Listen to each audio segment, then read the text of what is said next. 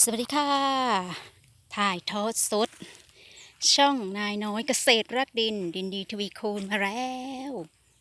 ถ่ายทอดสดผลงานการขุดคลองขุดหนองอันนี้ตั้งซื้อแล้วเด้หนองชัยบาดาล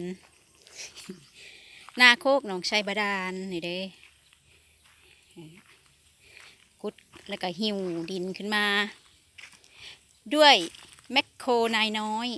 บวกกับแมกจอบแล้วก็บวกกับขุแดงพัว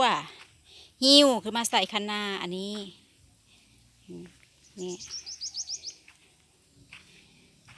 รูปกันละไม้ค่ายแผนที่ประเทศไทยบริออกแบบอีหยังรูปก็ได้เฮ็ดไปตามพื้นที่ลักษณะของพื้นที่ที่มี